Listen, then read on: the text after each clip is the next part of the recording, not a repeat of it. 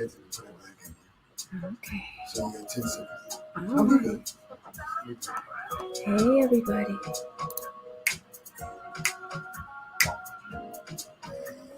Go. Hey, Sacramento. You are listening to 97.5 FM KDEE. I am Agent Key, and we are selling Sacramento. On today's show, choosing the right real estate agent. So why am I talking about this today? With the height of the market being the way it is, it's important that if you are out there in the market to buy or sell, that you are selecting the right real estate agent. I've seen stories in the news lately that there are a lot of people joining the industry. You may know someone that's jumping into the real estate industry right now. This is a very tough market to be a real estate professional in. And so I want to use this show not only to let you know if you're selling a home or looking to buy, how to vet your real estate agent, but also to offer some tips to those of you who are new to the industry. I don't want to throw any shade. I want to encourage you because we definitely need more people, more Black and brown people in particular, in the real estate industry. So I want to share with you some things some tools you can use to vet your agents, and then new agents to be, if you're listening, these are some characteristics, some traits, some tools that you can use as you're entering into the market. So you're ready to sell your home. You want your real estate professional to have many qualities, including experience, market knowledge, and great communication skills. And why that's more important in this current market is because we don't have a lot of inventory. Real estate is local. And what do I mean by that? There are trends, real estate trends in certain pockets of each community. There are real estate trends in certain cities. We know, and I've said on this show before, we now have, and we've not had before, we now have North Oak Park and South Oak Park. We know that gentrification has been a major factor in that. And if you're familiar with both neighborhoods, you know that North Oak Park garners a higher price point now than South Oak Park. If you're new to this business, then that's an area and a statistic or a marketing occurrence that you're going to need to know. The same can be said with other neighborhoods in the area. There are neighborhoods that garner more, they hold their value more than other neighborhoods for different reasons. We're not going to get into those reasons today, but just to say that as a result of what's happening in the market now, who you select as your agent is very important because it's going to determine how fast your house sells if you're a seller, how much exposure your house gets, the type of experience that you'll have, and if you're a buyer, the type of experience you'll have, how long you're going to be in this wave, this offer war, the back and forth. So for example, on my way into the office, I just received a response on an offer that we made for a buyer. And the agent said, this is real time, you all. This was just sent at 12:22. Good afternoon. I wanted to let you know the seller had received 16 offers on the property and elected to go with an offer that better suited their needs at this time. Thank you for your offer and good luck with your buyers in this challenging seller's market. I too have buyers and it seems impossible to get them into homes right now. So I definitely know what you guys are going through. Thanks again and good luck. Now, most agents, including an experienced agent, would see that email and do what?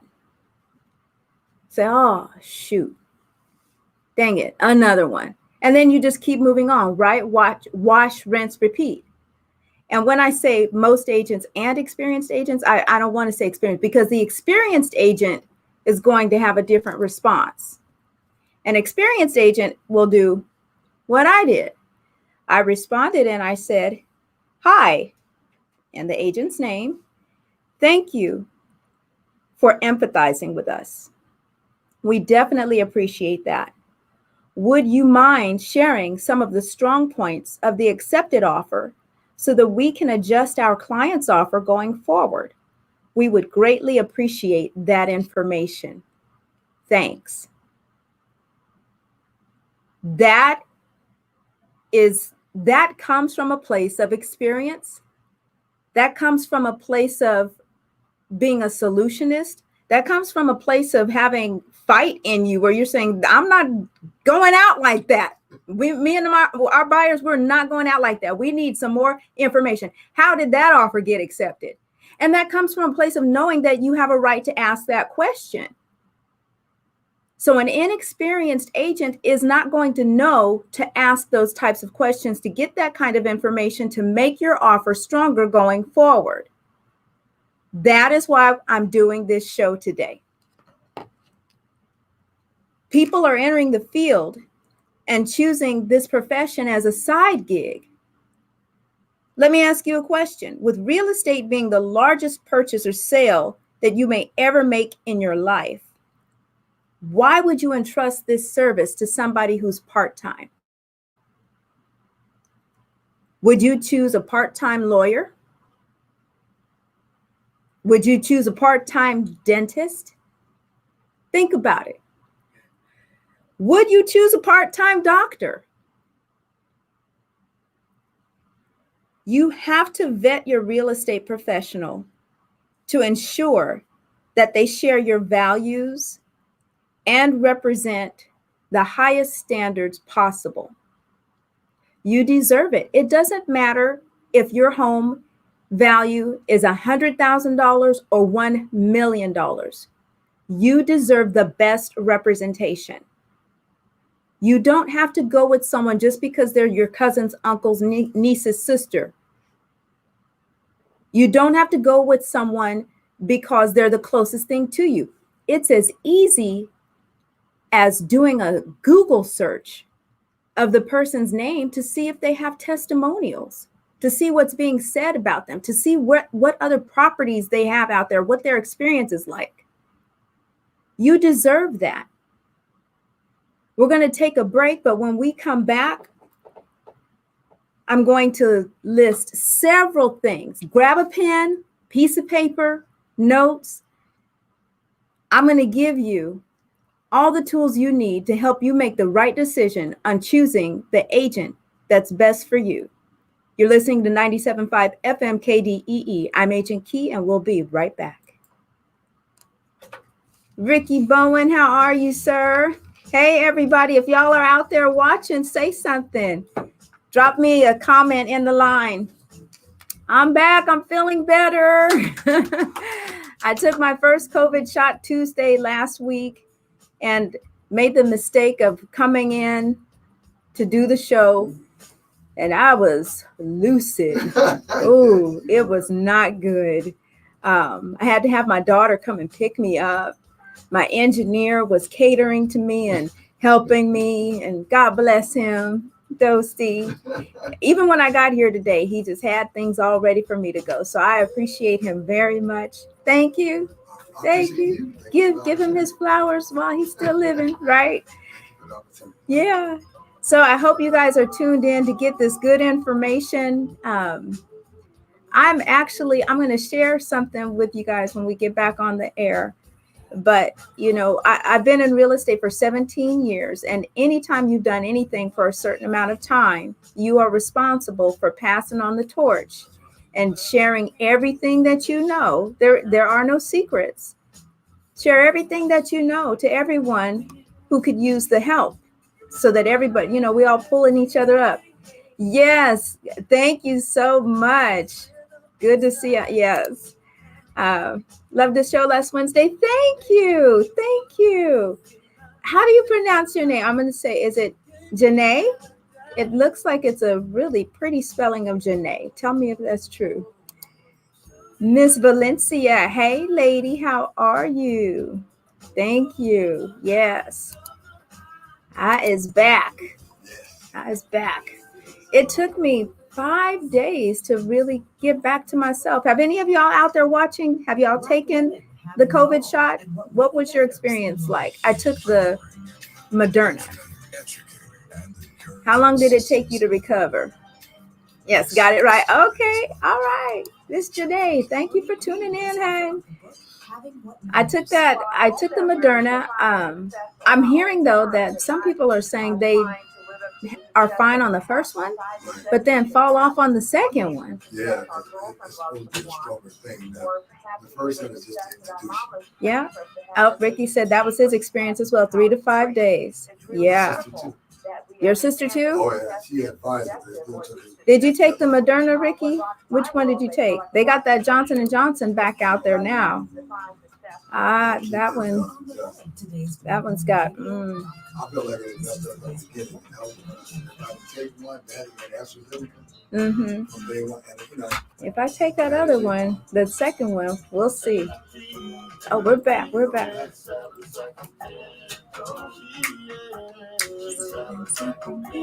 How do y'all like the new song?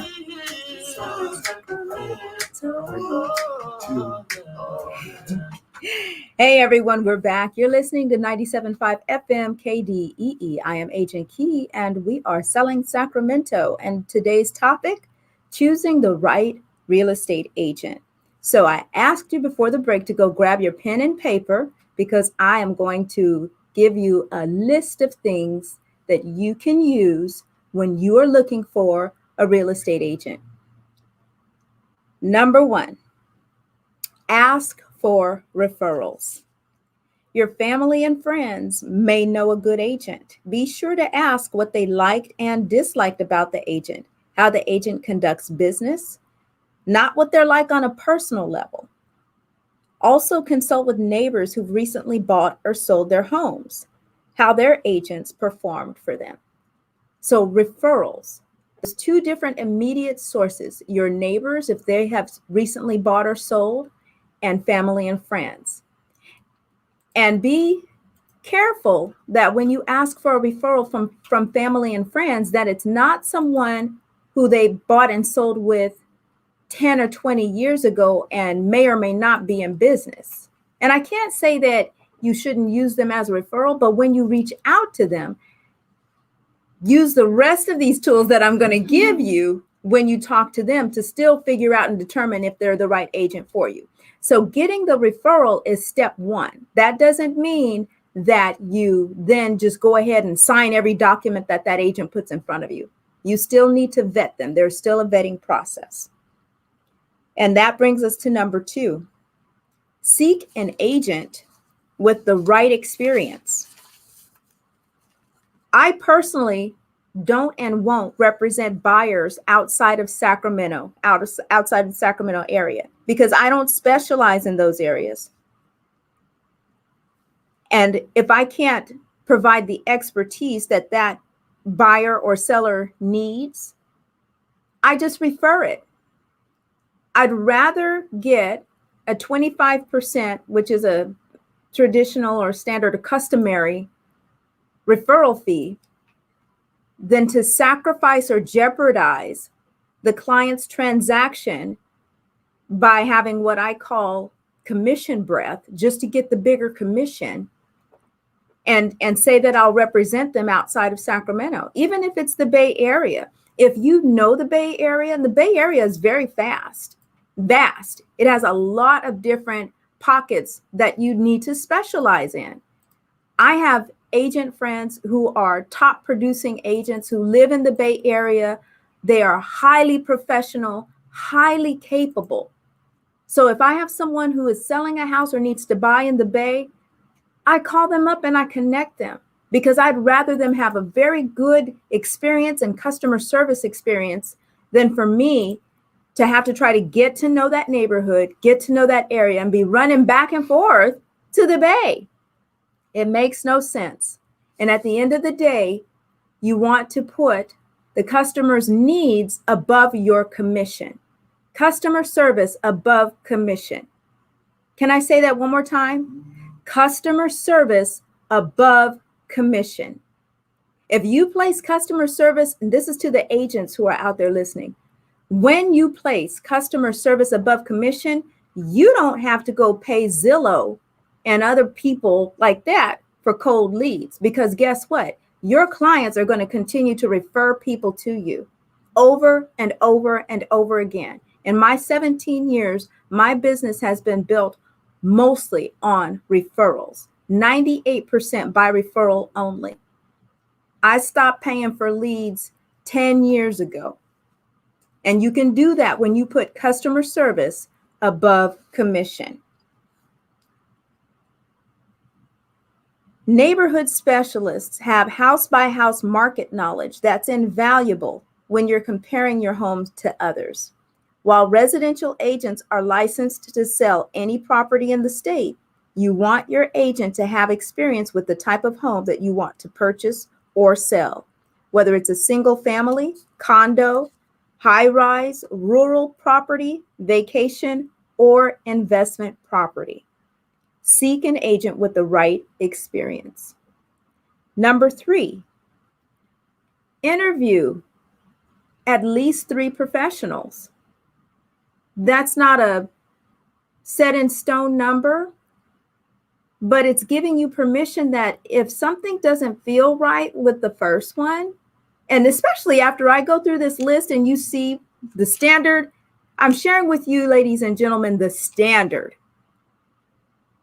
You can't come into this industry and be an agent and make it up. We are almost serving like attorneys in the capacity of attorneys, because this is a contract that we're responsible for and need to have knowledge of. And we have the entire, if you are a realtor of the Realtor brand or a realtist under the National Association of Real Estate Brokers, there are standards that we say that we abide by and adhere to. So this information that I'm giving you is also coming from those standards as well, so that you'll know what to look for. So interview several agents before making your decision. Compare their experience, their marketing plans, their networking abilities, commission rates, all of those things, with the understanding that service levels should and will correspond with costs. You get what you pay for. Where am I going with that? Lots of companies and agents out there, discount brokerages, y'all have heard those terms. They'll sell something for 5% or 2% or 1%, or you get what you pay for in real estate. Top agents or more experienced agents, they get their owners, if they're selling a property, the stats show that top agents actually garner more money for their clients when they sell their homes.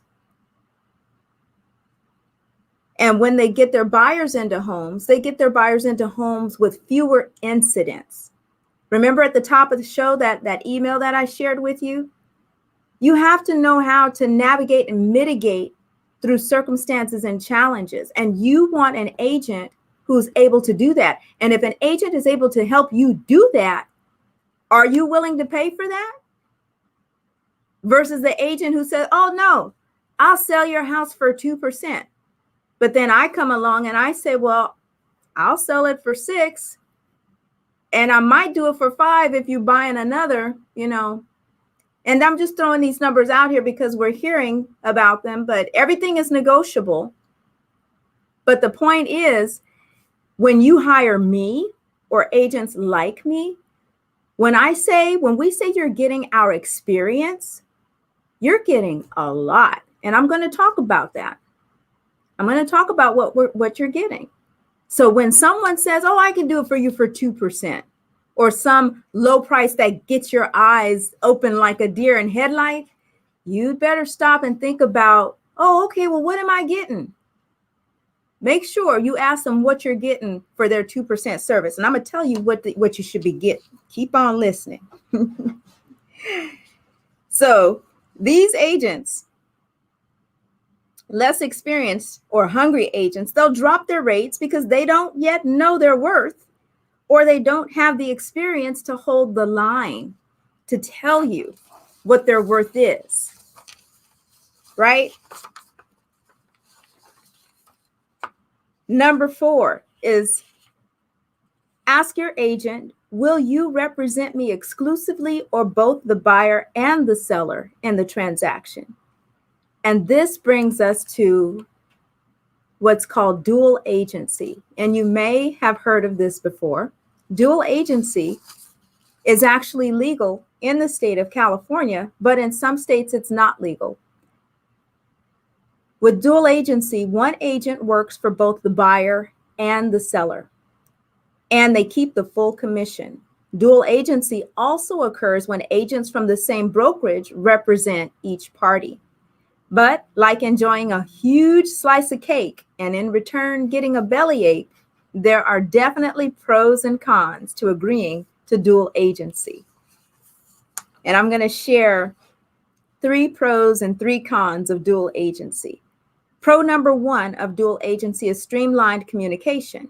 Because one real estate agent or brokerage represents the buyer and the seller, the agent doesn't need to wait every time communication needs to happen between the parties. Streamlined communication creates a smoother transaction. Your agent is in charge of both sides, including the paperwork, scheduling, and deadlines. We've all been involved in a sale with an agent who didn't respond in a timely manner. That sucks.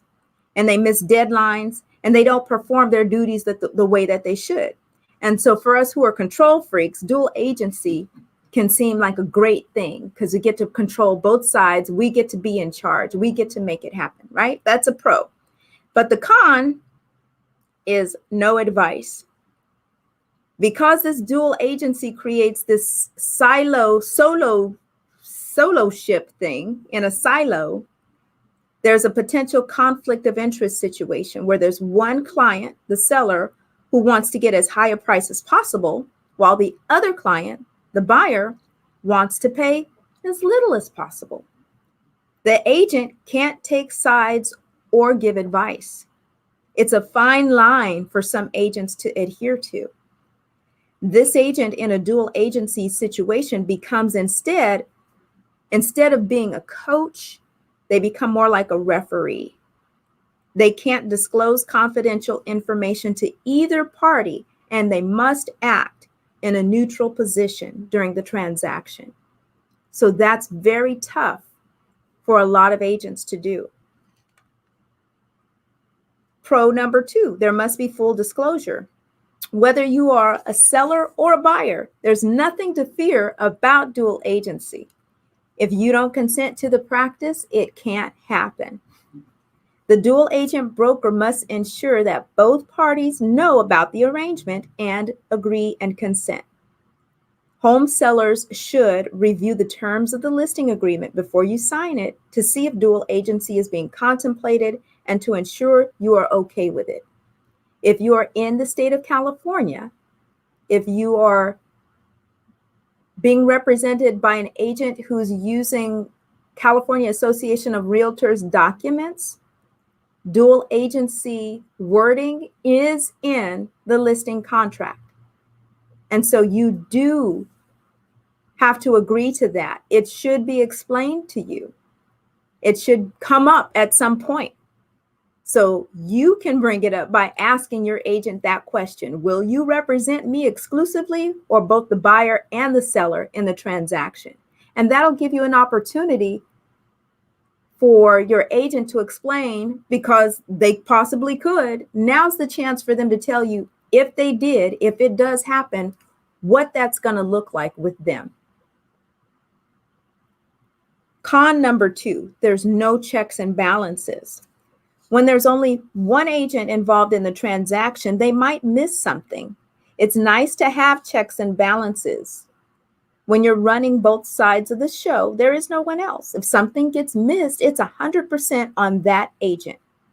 The system of checks and balances also helps prevent one side from becoming too powerful, a situation that can happen if an agent represents both sides. If you have an unethical agent, there's a lot they can do that can affect the transaction. For example, they can choose not to show the house while they wait to represent the buyer and take both sides. There are, unfortunately, some unethical agents out there, and putting powers like this into certain people's hands, they do take advantage. And this is a very, very thin line area, dual agency. Here's pro number 3, more potential access to properties. Remember, dual agency refers not only to the same agent representing both sides, but also to the same brokerage. So think about this. There could be 2 agents in the same office. Having dual agency gives the seller access to a pool of their buyers. If you reject dual agency, you've just said, I only want your brokerage to represent me on the sell side, not on the buy side. And you're thinking that you're rejecting a dual agency in a manner that's going to protect you. But now that entire brokerage is covered under that statement. So if there are any other agents in the office, no one in that office, they can't bring you any of their buyers. This could be a brokerage where they have agents who have hundreds of buyer leads, and you've just declined receiving any of those buyers. So just keep that in mind. The pro is that you could have access to more potential properties.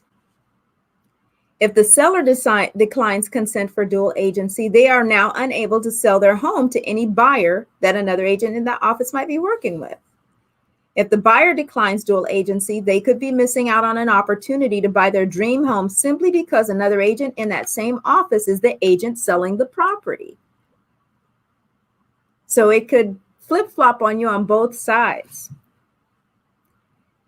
And a con is that it can be confusing. It's a hard topic to understand, and it's easy to make a mistake. You just don't know whether the agent is truly balancing the interest of both parties. This can create confusion. Dual agency, as I said earlier, is even banned in some states. It's legal here in California. Because it's such a gray area, it is highly discouraged. And I've probably personally only done a handful in my 17 years of real estate. I can count them on less than one hand. I said I had only 3, but I actually have 4. Number 4, you could save money by agreeing to dual agency. A home seller pays a commission to their agent, who then splits that commission with the buyer's agent. If that agent is the same person, that commission fee might be less. The broker may be willing to take a lower fee for representing both sides of the deal. And if the seller is saving enough money, they might pass some of that savings on to the buyer. And so that actually is some of the reasons why I have offered dual agency situations, in order to save my sellers money. And typically because they're probably going to be buying again, just whatever needs to be done to help them get through a particular transaction, especially if it's going to save them money. So asking them about dual agency. Number 5, how do you plan to market my home? Ask the agent, write that question down. Number 5, how do you plan to market my home? Believe it or not, there are homes that are out there that aren't selling. What? Keisha, what? Say what? Why? Why would there be a house on the market right now that's not selling? Overpriced, bad positioning, and not being properly marketed. The marketing plan almost always includes a listing in the local multiple listing area, MLS, but there may be other means for your home to be presented. So you're going to ask the agent to show you examples of their marketing materials and ads that they've done before for other homes. Ask that agent how they plan to market your home via the internet, mobile devices, and in the local newspapers. Marketing isn't automatic. Because an agent sticks a sign in your yard and you sign the contract doesn't mean that they are now carrying out all of the other tasks necessary to expose your home to as many people as possible. The majority of us these days get our information from where? The internet, yes. If your agent does not have an internet presence and an internet plan, your home could be being misrepresented, especially if the only place it's popping up is on Zillow, because we all know how reliable Zillow is.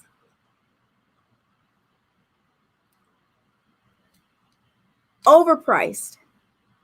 If your property is overpriced, why, Keisha, if my property is listed on MLS, why are you saying because it's overpriced, it's not being seen? Think about this. You're a buyer. Buyers get pre-qualified for a certain amount. If I'm a buyer and I get pre-qualified at $450,000 and I go to my agent prepares what's called a property portal for me, or I'm even searching online for properties, what is the magic number that I'm not looking past because I'm not approved for anything past? $450,000, right?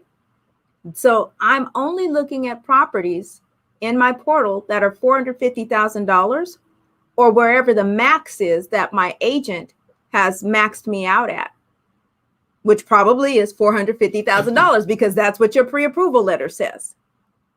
So any properties that are above the $450,000 price point, they're not coming to me. I'm looking for a 4-bedroom. Let me come back down to earth. I'm looking for a 3-bedroom, 2-bath, 1,700 square foot home in Natomas, 1 story. $450,000 is my max. You are selling a home that's a 3-bed, 2-bath in Natomas, 1 story, fits all my criteria, but you've got it listed at $470,000. It should be listed, and your agent probably told you that it should be listed at $450,000. So the only people that are seeing your listing at $470,000 are people who qualify for $470,000 and the other homes that should be priced properly at $470,000. Homes that are larger, homes that might be in a gated community, homes that might have a pool. They don't even compare on paper to the home that you listed at $470,000 that should be listed at $450,000. And so all the buyers that qualify for your home for what it really should be priced at aren't even seeing it because it's overpriced and it's just sitting there.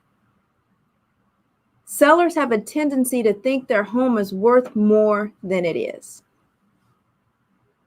Even in this market where prices are going through the roof, don't list your property at a price where the numbers, the stats, the sold comparable properties in MLS, where it literally says sold, that could be used as a comp in an appraisal. Do not list your home for more than that. When you do that, you run the danger of your home being on the market too long, because then you finally get tired and you say, okay, let's reduce the price. We see that happen all day long. You run the risk of that happening and you miss out on money you could have had faster. That's why top experienced agents will just say no to you when you're negotiating whether or not you want them to sell your home, and they say, hey, here's where I think you should sell it at. And then you say, well, no, I want to list it higher.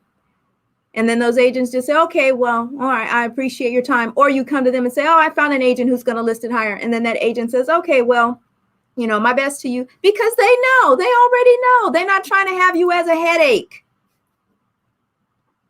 They're trying to be nice by just walking away. Most experienced agents aren't going to waste their time trying to convince you to do the right thing, even in a market where it's crazy right now. And I'm speaking from experience. We don't have to. We understand our worth. We understand our time. We understand your time, and we understand your goal. We're trying to help you get to your goal faster and with more money in your pocket. So you would want to listen to the experienced agent. And if you want to take the lead, then you might just want to try to sell it yourself to save everybody in the transaction a headache.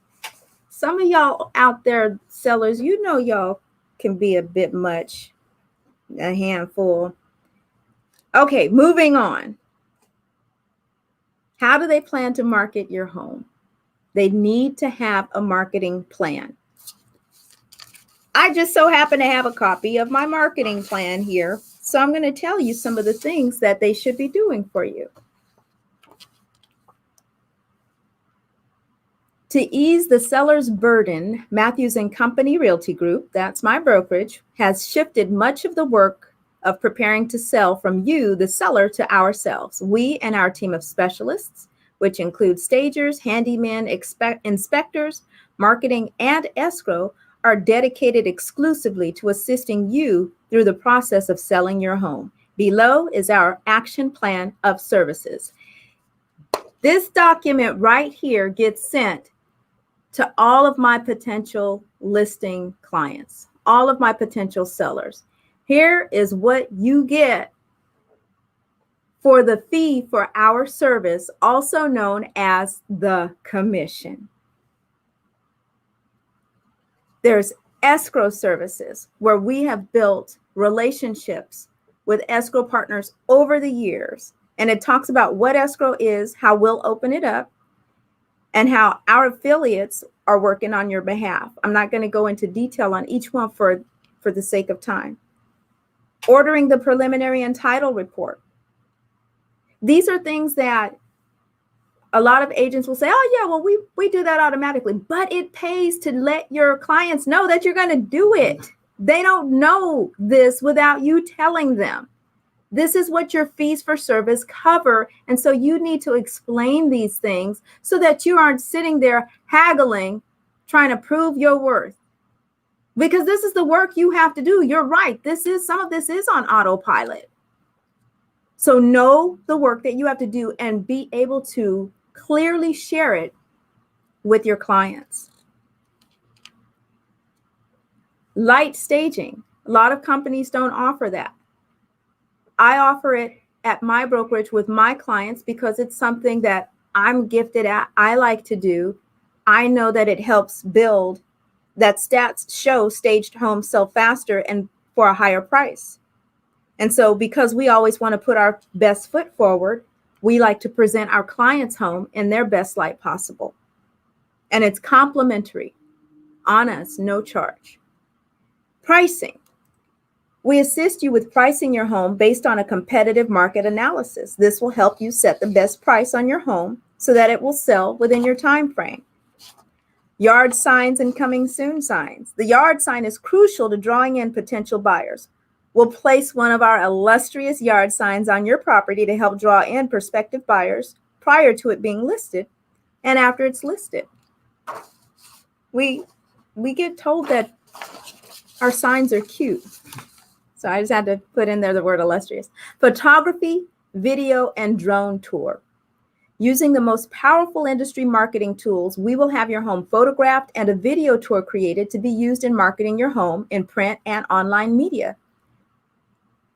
Oh, I have a call coming in. Should I take this call? We'll take the call. Yes. Well, Oh, they hung up? All right. All right. Told you guys we had that little quiet ringing phone. So with the using it for print and online media, syndicating to major real estate portals. Our agents are trained to capture your home in its best light using our halo method, and our drone professionals capture your home from the lens of the sky, an aerial view and 360-degree perspective, all complimentary services from us to you. Full color flyers, flyer boxes, lock boxes, the MLS services, internet, and social media. Because we are all under the Realtor designation, your home's information will be automatically entered into Realtor.com, which is the nation's largest real estate website, reaching millions of online viewers. We simultaneously blast out to all of our social media sites, including Facebook, Instagram, LinkedIn, and Twitter. We invest a lot of advertising dollars regularly to boost all of our listings, which garner your home greater visibility than the average online listing. There's also direct email to an e-blast to realtors. Through online services, we will email your home's just listed information to more than 4,000 realtors in your home's market. Direct mail, mailing just listed postcards to the 200 neighbors closest to your home. Marketing to our company client database. Our best clients are repeat customers. What did I say? Best clients are repeat customers. To that regard, our golden goose is our ever-increasing client database. All referrals and closed escrows are entered into this database, and they're marketed to at a minimum of a monthly basis. Postcards and emails about your listing will go out to them in an effort to garner even more potential buyer interest. And I've got a list of some other things here, but for the sake of time, I just want to tell you, this is what, if you're a seller and you're interviewing listing agents, this is the type of information they should be sharing with you when you ask them, how do you plan to market my home? How do you plan to sell my home? We're going to take a short break. And when we come back, we're going to finish this list. My goal is to get through the whole list. So I'm trying to pace myself here to make sure. Okay, yeah, we have time to get through the whole list. So we're going to take a break. When we come back, we are going to finish talking about how to choose the best real estate agent. You're listening to 97.5 FM KDEE. I am Agent Key, and we'll be right back. A lot of letters, ain't it? I know. I had to get my customer service. Hey, Miss Michelle. Hi, Teresa. Thank you. Thank you so much. I hope to, with God's help. Let's see here. So when we come back, I will have less than 6 minutes. Well, no, because it's only 1:43, 3 minutes. Yeah. Okay. So let me see. But I always say count on 8. Count on 8. Yeah. 10, 8 is really where you should be. Okay. Let's see. Watch the front of the current staging person.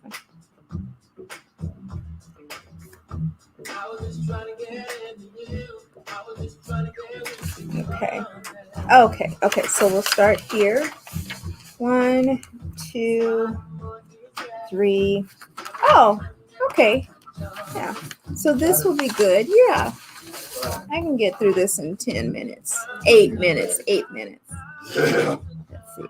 Yeah, I always tell buyers. Count on 56. Whatever gets you to 56 is Okay. But they set that up for it to be your closing. You know what I mean? If you got guests and you say, hey, how do we reach out to you? That's why they break it down. Okay. Garian, hey. Now, okay, am I pronouncing your name right? Because I see your name all the time, and in my mind, I'm saying Garian. Tell me if that's right or not. I think I reached out to you. I wanted to get you on the show one day. I was interviewing men in the industry. Gary, yes, ma'am. Okay, awesome, awesome. Yes, we got to talk. I see you all over the place. I see you. So I do want to connect with you. Shoot me a text real quick. Shoot me a text at 916-370-1803. 916-370-1803. That's my business phone. So I can lock you in. And this is really important when you're building a business. A lot of times people can. I realize what I just did, but that's okay. And so by really being aware of your strengths and weaknesses, you can make sure you can actually optimize your chances for business success. This is today's Black Women. I'm Jennifer King. I'll know it's you because I'll Google the number and I'll see your name because your number is public too. All right, guys, we're back.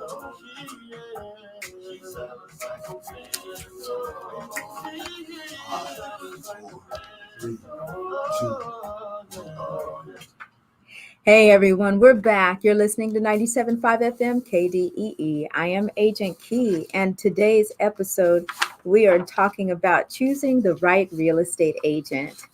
I just realized I got a little hot under the collar a little bit as I was talking about sellers and, you know, how y'all do us as agents sometimes. But, you know, that all comes with experience with knowing your worth, whether you're in real estate or whatever profession you're in. There's always someone that's going to try to buck the system or tell you that your value isn't there. And you need to be able to stand firm on what your worth is by knowing what services it is that you provide and offer. And so I'm hopeful that this show today will also help other agents out there to have a better understanding of their worth, understand the importance of the position and the role you serve in this industry, and in particular to those agents who serve Black and Brown communities, because we have an even extra job on top of the job that we have to do and services and standards that we want to hold in order to get more people into homes who are in Black and Brown communities. Okay, so finishing our list, you want to ask the agent that you're interviewing, what is their level of experience and training? There's no substitute for experience except enthusiasm. A new agent should have close supervision by their managing broker. So that way you're likely to get the same level of service as a more experienced agent. And I'm saying this way so that again, at the top of the show, I don't want to throw new agents under the bus at all. We need y'all desperately. But when you come into this industry, get with an experienced agent. Get under the protection and the guidance and direction of an experienced professional. So that as you're learning the right things to do. So that as you're serving, you are serving at the highest level possible. An agent who's been through buyers and sellers markets knows what can go right or wrong in any market. And they're more likely to be prepared for challenges. A more experienced agent will also have a network of former clients to inform about your home. There's no escaping that experience part. As a new agent, I know some new agents, how can I say, you all know the trend of, what do they call those folks who are in social media? What's the word? Oh gosh, I can't think of the word right now. What did you say? Bloggers. Oh, gee, bless your heart. Bless your heart. They call themselves specialists, but there's another word, and they don't have a lick of experience, but they don't influencers, and they they post these pictures and they're in front of fancy cars and they're in front of big homes and they're in, behind big desks and on these expensive, lavish vacations and haven't done squat. Don't got a window to throw it out of, a pocket to pee in, or a window to throw it out of. And I don't mean to laugh about it, but to say that, there's going to be a day of reckoning for those folks. You leading somebody into trouble, or you're going to make a fool out of yourself. There's nothing like experience, and you get the experience behind you, and then you can proudly go out and share with others what you've done so that they won't have a problem getting in line behind you. But when you go out and you present yourself as if you have already arrived, when you're still at the starting gate, you're setting yourself up for a disaster, a real estate catastrophe. Take the time to learn. Take the time to learn. You'll benefit from it. The industry will benefit from it, and your clients will benefit from it. So ask them, what's your level of experience and training? The next question is, what's your process for organizing and prioritizing your appointments to ensure you consistently prepared and on time to client meetings and showings? I know that's a long one, but in a nutshell, it's what's your organizational skills like? What is all of that going to look like? Real estate agents are usually in charge of showing several properties and managing many client accounts. They'll need impressive organization and time management abilities to properly prioritize tasks, quickly locate properties their clients are looking for, and book showings at convenient times. Look for a candidate who uses a clear organizational system that demonstrates their time management, organizational, and multitasking skills. So when you ask that question, here's an example of how an agent should answer. Their answer should emphasize organizational and time management abilities, structure for storage and managing properties, tasks and client accounts, software or computer programs that they use to list their tasks. So an agent's answer to this question might be, I use a to-do list and task management system to organize and prioritize the appointments and follow-up tasks that I must complete for each of my clients. I typically have at least one appointment with a client each day of the work week, so I'll write each one down in my calendar with a reminder that notifies me of upcoming appointments. To keep all of my listings and client accounts sorted, I use an Excel spreadsheet that features each of my clients' accounts, the available properties, the homes they're interested in, and the listings they've already visited. That would be somewhat of a response that you should receive. The next question, do you hold any designations and what are your specialties? Agents who hold designations have undertaken additional learning opportunities than those required by the state. This shows motivation and a strong sense of professional pride. There are a lot of designations out there. An agent can have an SRS designation, which means they're a senior real estate specialist where they specialize in helping seniors. They could be they could have a staging certification, which means that they take the time, they've taken the courses to do the staging properly, and they have an eye for it, and they're a professional at that. They could be a buyer's representative specialist. There are lots of different designations. When you see those letters behind an agent's name, that means they've taken the time to take the extra effort to become even better at what they do. Give them kudos for that. They get points for that. And then finally, why should I choose you over other agents?